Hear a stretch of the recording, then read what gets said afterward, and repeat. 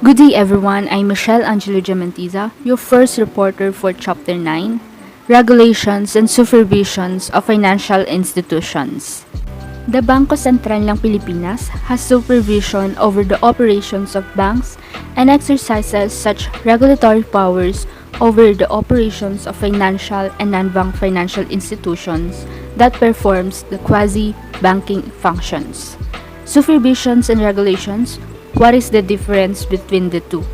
This supervision refers to the ongoing oversight of financial service providers to make sure that they are following the regulatory rules. This involves examining the financial condition of individual banks and evaluating their compliance with laws and regulations. On the other hand, regulation refers to the process of setting and enforcing rules for banks and other financial institutions, with the main purpose of protecting the consumers, ensuring the stability of the financial system, and to prevent crime. Financial firms that are not properly regulated will run the risk of affecting the stability of the financial system, harming the consumers, and risking the outlook for the economy. As you can see, having a strong financial regulation is necessary to prevent the problems from occurring, to put rules in place to stop the things from going wrong, and to safeguard the wider financial system and to protect the consumers if they do go wrong. If the financial system doesn't work, then the rest of the economy will definitely not work.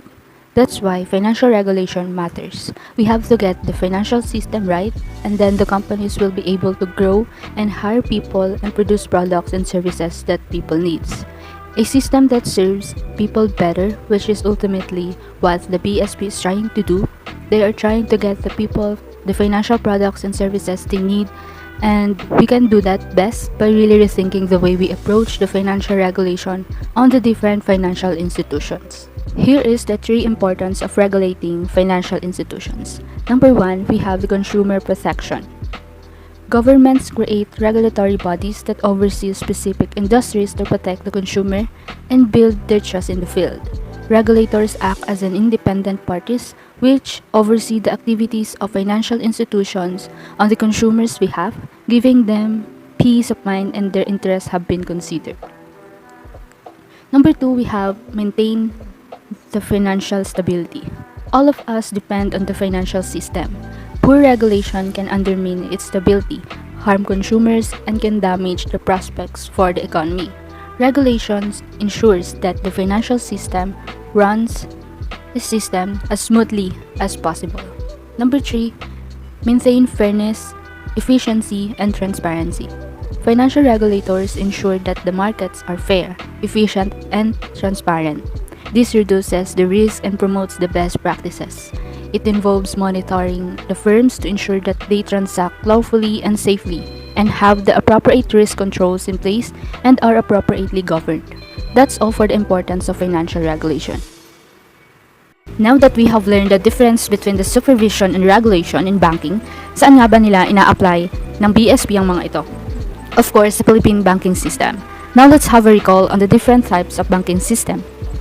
Number 1, we have the universal and commercial banks, who offers the widest variety of banking services among financial institutions that grant mainly short-term loans which are accessible to all kinds of people in need of financial services. Number 2, the thrift banking system.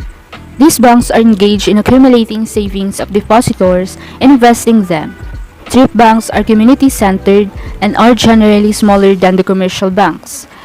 These banks also cater to anyone in need of easier and more convenient banking services available within their local community. And last, we have the cooperative and rural banks. These banks provide the people in the rural communities with the basic financial services. Again, these rural banks primarily support the farmers, beginning from the purchasing of seedlings up until the marketing of their produce. These rural banks are privately owned and managed, while the cooperative banks are organized and owned by the cooperatives or federation of cooperatives that offers assistance to farmers in every stage of their production. That's all for my report. Thank you for listening.